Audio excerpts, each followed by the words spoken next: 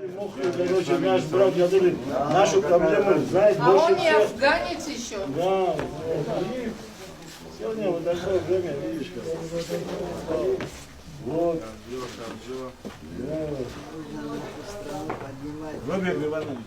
Мы ехали сегодня по плану, у нас было, конечно, Гагра сегодня, приехать, здесь открыть штаб, но не заехать сюда. Мы сюда заехали к вам, чтобы увидеть вас.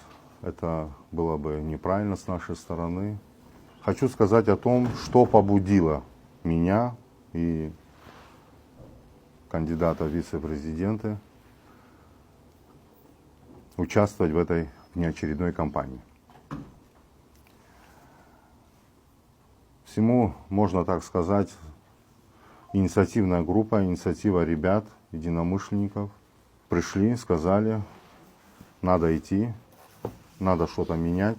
Не что-то менять, а конкретно мы знаем, что нужно менять, что делать. В принципе, то, что уже 20 лет говорим и не делаем. Сразу говорю, возможно, многих очень интересует,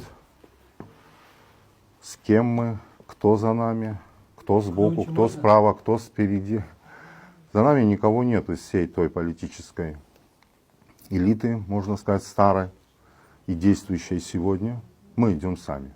С 96-го года я тружусь в системе бюджета, делал всегда то, что нужно и что полезно для государства со своей стороны. 20 лет последних, которые поставили нас в такую вот ситуацию противоборства, мы в этом не хотим участвовать. Мы хотим от этого дистанцироваться. Если получится и возможно, мы готовы, конечно, идти на объединение и чтобы наш народ был одним кулаком, шел вперед и развивался в таком сложном мире сегодня. Очень сложная ситуация вообще геополитическая вокруг. Мы внутри, у нас идет такая серьезная междоусобица, которую никак не прекратим. Мое мнение лично, то есть это превратилось в какое-то выяснение отношений. И мне это до 12 декабря, то есть 12 декабря принял решение, когда люди уже высказали и сказали, что нужно это делать. Как многие, кстати, я сегодня и до этого тоже свой мониторинг вел, несмотря на то, что я годы 9 месяцев не работал, занимался своими делами, при этом общался со своими друзьями, люди уже не хотели участвовать в этих выборах. Главная задача для нас, то есть что мы ставим главным приоритетом для нас, это прекратить вот это то, что происходит у нас. Это конституционную реформу, о которой мы все говорим, приходим и не делаем. Решительность есть, настроены. Вот недавно на Гудзерской встрече, буквально вчера я говорил, мы даже не смогли за 20 лет сделать закон об отрешении президента, то есть, чтобы это законным путем происходило. Я не понимаю, что нам мешало и что происходит. Каждая команда приходит, говорит, что мы будем это делать, создают конституционную комиссию, и ничего не происходит. Потому что каждый из них друг другу не дают это делать. Потому что если они сделают, то баллы, видимо, получат. Или что происходит, не могу понять. Но у меня такое мнение складывается. Решительность есть. Если кто-то смотрел это выступление, я готов даже, как сказал вчера, нужно будет. Сегодня, сами понимаете, что происходит в парламенте тоже. Люди тоже поделились, депутаты, безусловно, каждый. Это их право, это их мнение. Если вчера у Аслана Георгиевича было конституционное большинство, и он этим не смог воспользоваться и действительно принять данный закон об отрешении президента или распуске парламента, это конституционные законы, которым нужно реально 24 голоса. То есть не всегда такое согласие было в парламенте, он этим не воспользовался. То есть у него была эта возможность очень быстро это сделать. Но он это не сделал. Не знаю по какой причине. Почему они это не сделали. Видно, ответственность не хотят нести, потому что сегодня и мы перемещаем, и при этом никто не несет ответственности. Почему мы переместили человека, почему человек ушел, почему люди ушли, наши президенты уходят в отставку. При этом мы прекрасно видим, как это происходит. То есть это происходит силовым методом, и при этом никто не несет ответственности.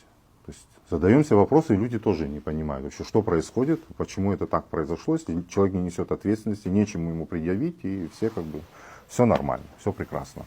Вот это нас волнует. Сегодня конституционного большинства нет в парламенте. Тем более, если нам предоставится такая возможность, и народ нам доверит, это будет сложно делать даже. Но я готов, надеюсь, меня поддержат, сделать то, что говорим, в разумные. Не собираюсь там придумывать какие-то краткие сроки там, в течение 2-3 месяцев, потому что это реально надо все обсудить, чтобы было общественное согласие. Если парламент нас не поддержит, то я готов даже уже находиться на стороне, с этой стороны, как глава, вместе с людьми и требовать принятия этих конституционных реформ. Все уже, я думаю, дальше уже некуда. Мир на нас смотрит, развитие не идет. С нами уже договариваться не хотят. Не понимаем, легитимный орган, нелегитимный орган и что происходит.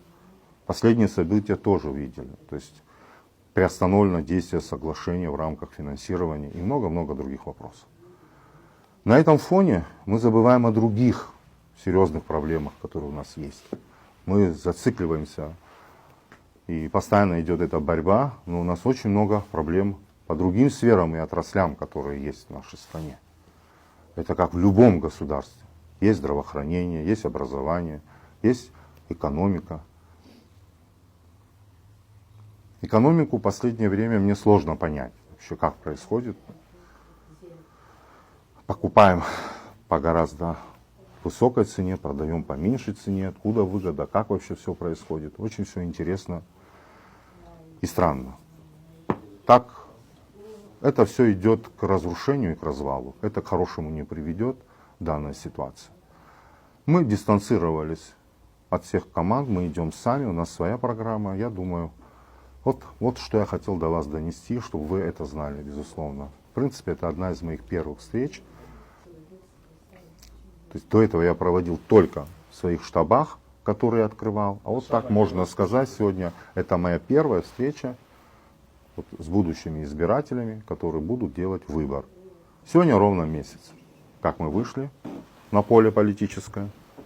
Будут конкретные шаги, настроены серьезно, работать, созидать и не более того.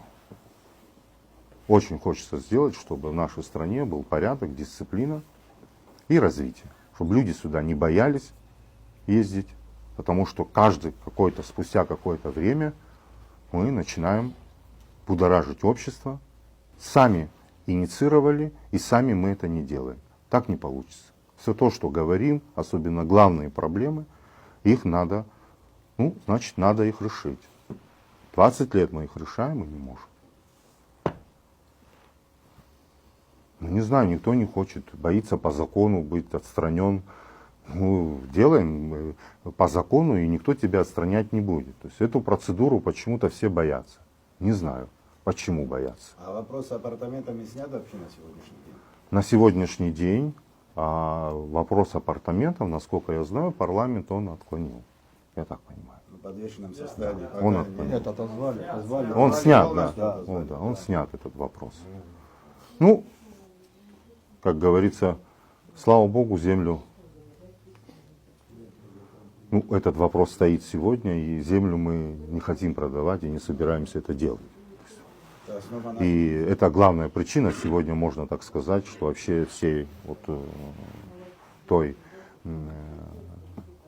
того, что происходило, последние политические события в стране, это одна из главных причин, но при этом, конечно, это все связано с Конституцией, которая уже не отвечает тем требованиям, которые есть. Надо вносить туда изменения. Изменения касаемо земли или... Нет. О земле вообще речи не идет. Я тоже думаю, Что касается земли, это только народ будет решать в любом случае. Но у меня в мыслях даже этого нет. Не знаю, у кого есть такие мысли, но у меня даже в мыслях нету продажи Не, земли. мы если есть, то в горы пойдем снова.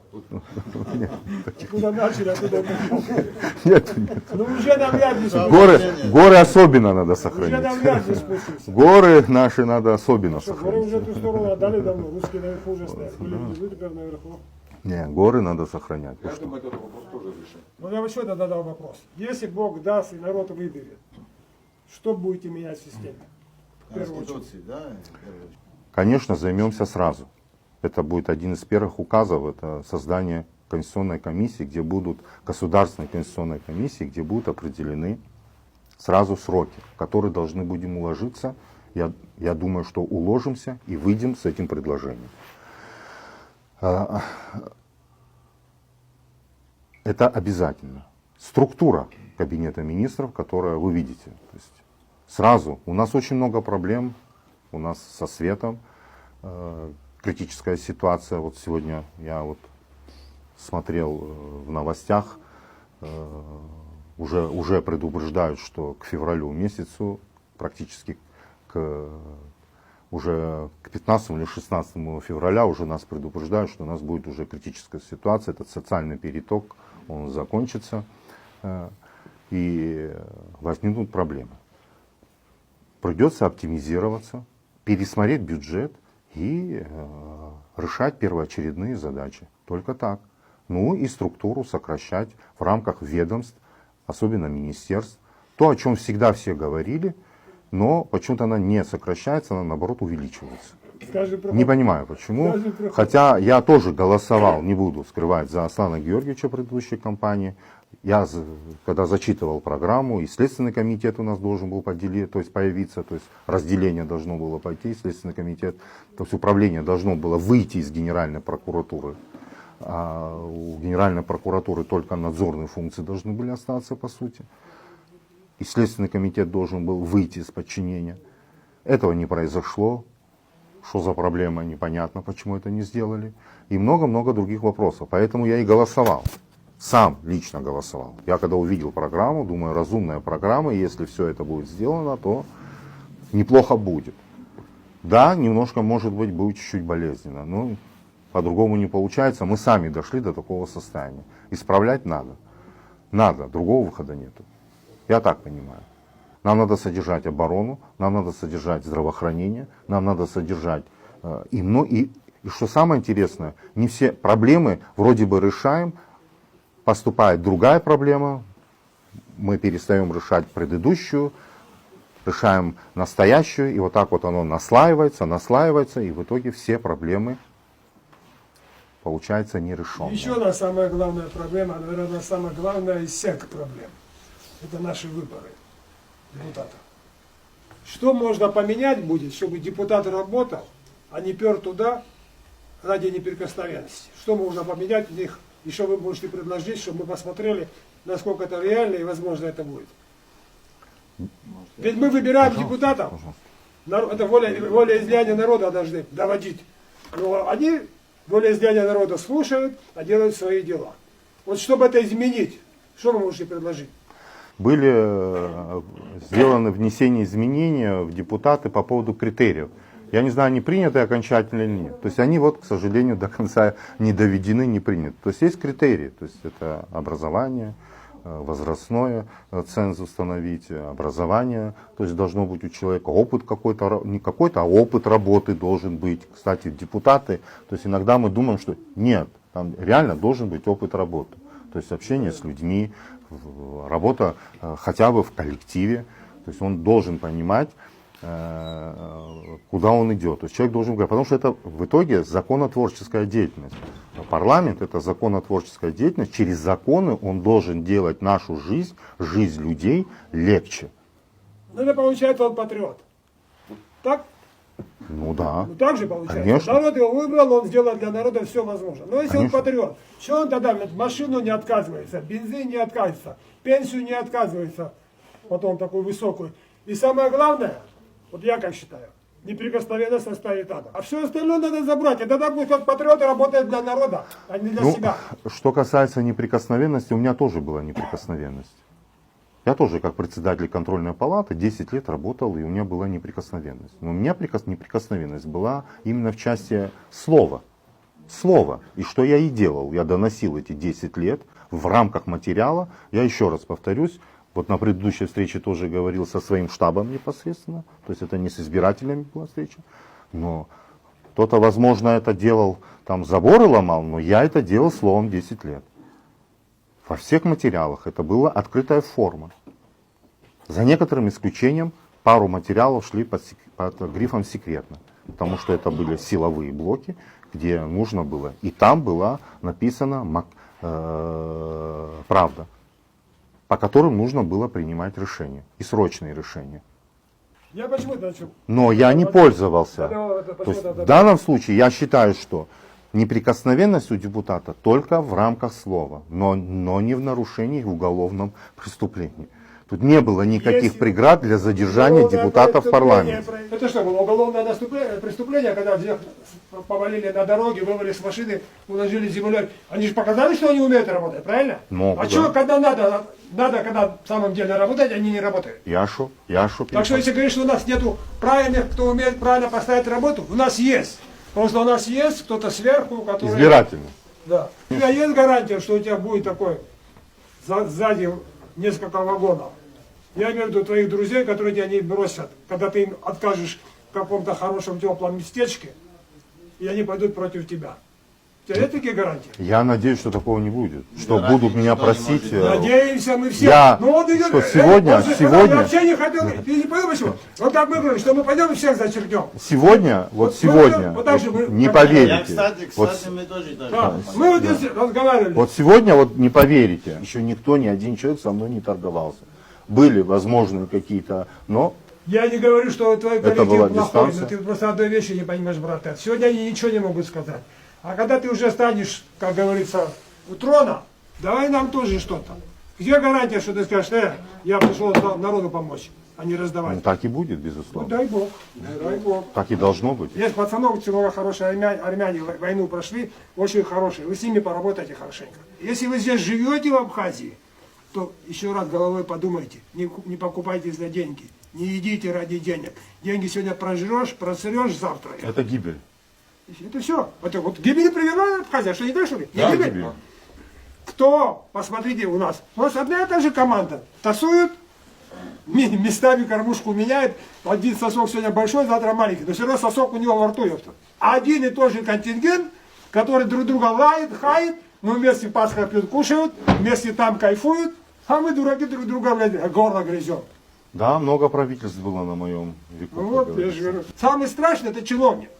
Потому что ему все равно, кто там наверху, ему главное аппарат. Это, как говорится, это каждый министр внутренних дел начинал с видеонаблюдения. То есть он постоянно, каждый приходит и каждый требует деньги для того, чтобы сделать видеонаблюдение. Но когда был Зябщипа, на свадьбах люди не бухали. Да, было, Хозяева да, охеревали, согласен. вино остается, чаще То остается. правда, то правда. Люди трезвые ездили. Я Каждая шучу. свадьба сколько убивается. Мы деградируем скоро.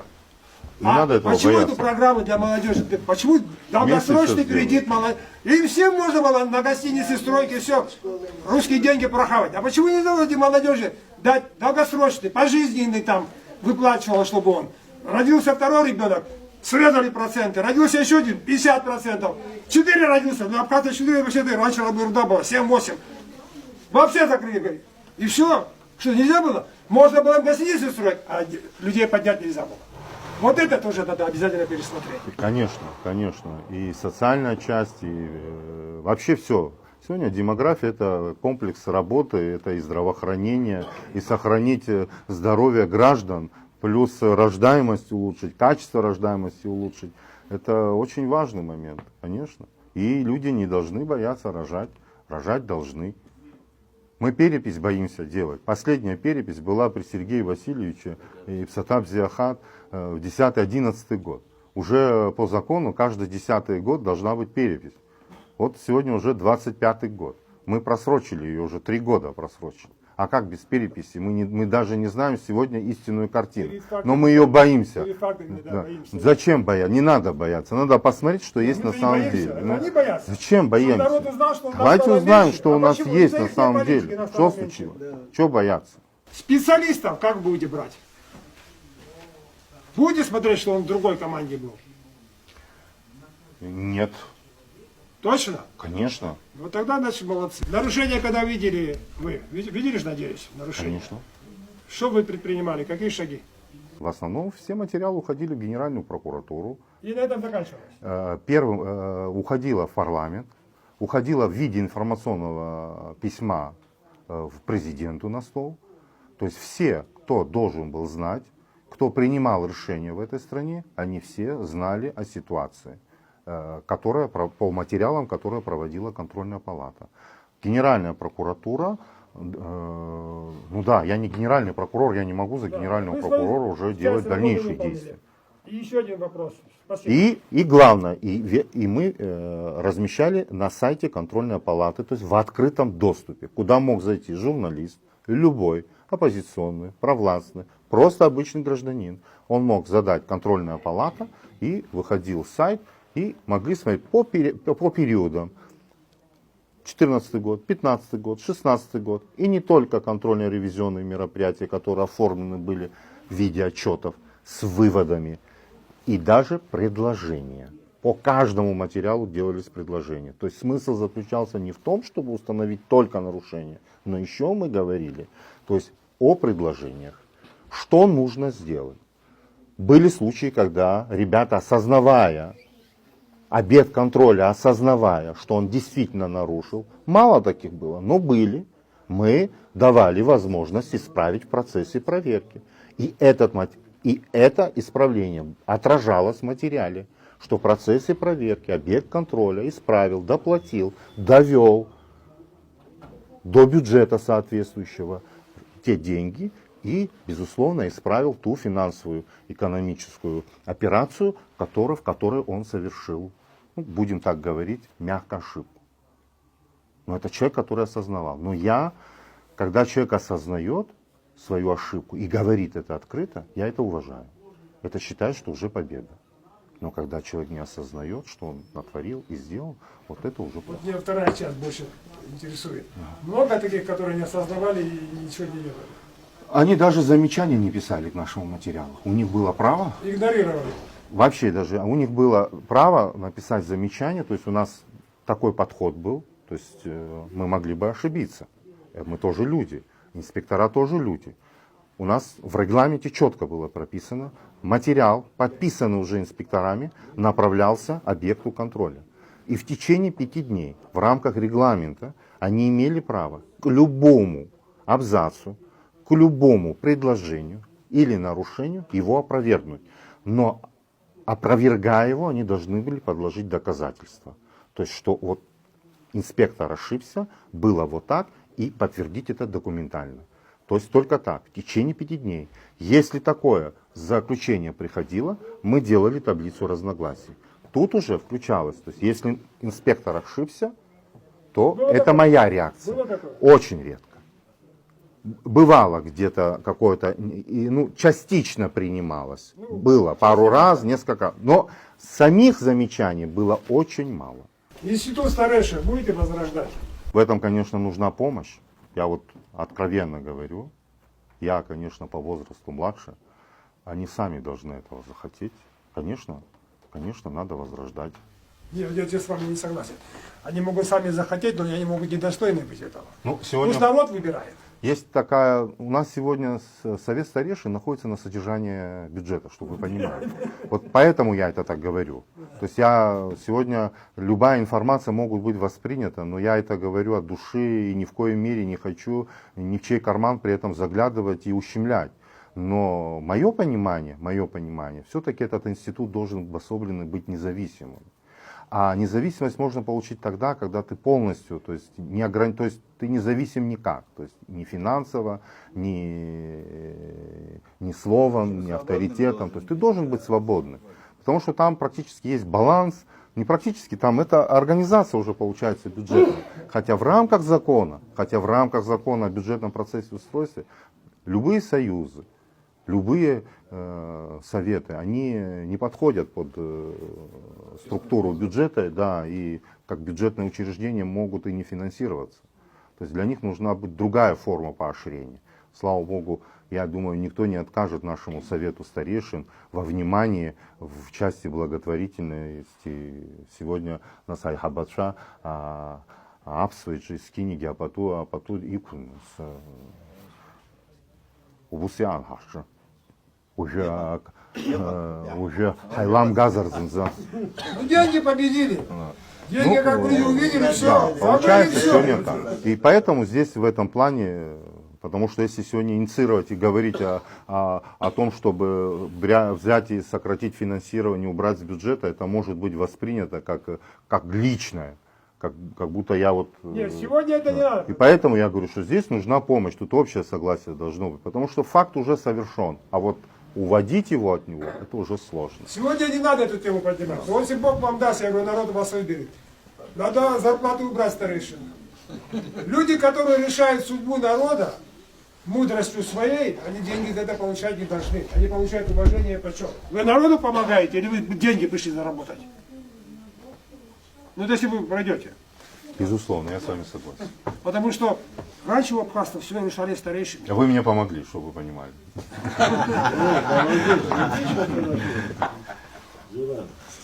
Не, ну, мы хотим возградить свой народ. Наши А возградить свой народ наши по мудрым проблемы людям. инвалидские тоже. И почему давай. я сказал, не по возрасту надо выбирать, а вот просто определенный статус какой-то там в городе кто-то имеет, уважение, правильно, мудро поступает. И вот таких людей надо со всех городов организовать, чтобы они могли решать правильно, как дальше нам жить. Но не касается денег. Денег начнет касаться, а люди забывают все. Потому что деньги портят людей. Что, разве не так? Вы же сами в такой организации проработали, через вас пошли эти цифры, вы что, не видели, как люди поменялись? Видели? Пенсия была такая, ну, указом президента. 20 тысяч первая группа должна была получать, 15 тысяч вторая и 10 тысяч третья. Ну, четверть века прошло, да?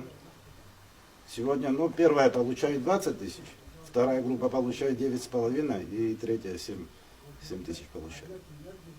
То есть за все это время, да, даже не придвинулись к 96-му году. Я возглавлял контрольную палату, и членами коллегии были, вы, наверное, помните, черного капитана Заура Кибейчев, Сатар Зиахат. Я очень часто его вспоминаю, чтобы вы понимали.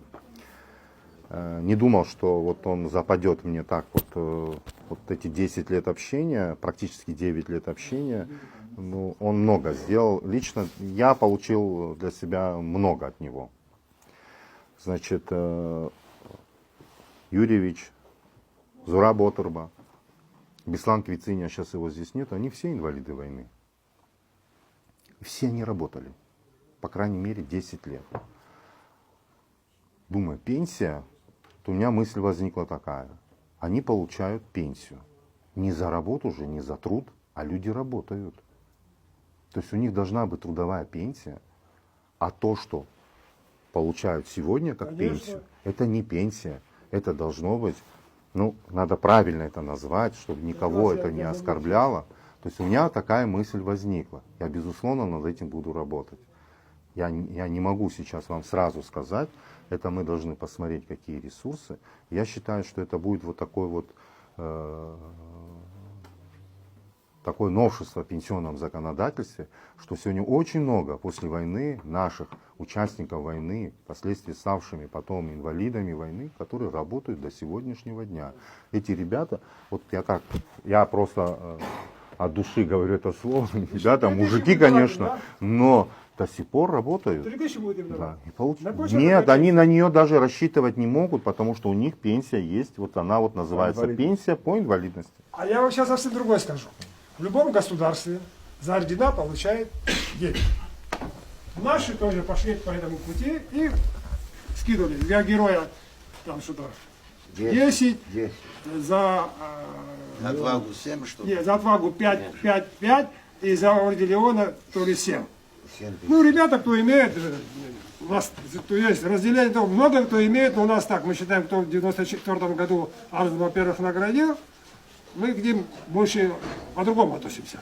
Есть, которые тоже потом, но просто каждый президент имел свою команду и такими списками, значит, если столько бы воевало, бы Белисы нет, Туда, короче, Нас до выдали. Ирана дошли. Почему людям говорят, откажись от инвалидской пенсии и будешь получать деньги? Как это? А потом начали, короче, когда уже мы им кров начали пить, как только вы идете на пенсионный возраст, будете их получать. Так мы уже многие на пенсионном возрасте. Почему нам эти деньги не дают? Я работал, был у меня опыт работы, так повезло, наверное, мне. Я был замминистра труда и социального развития с 2011 года по 2013 год, практически более 1,5 лет. Я работал, я Абхазию увидел, конечно, совсем с другой стороны. То есть, если я видел раньше и проверял объекты контроля, которые могли тратить бюджетные деньги, то в данном случае я, конечно, увидел Абхазию с другой стороны.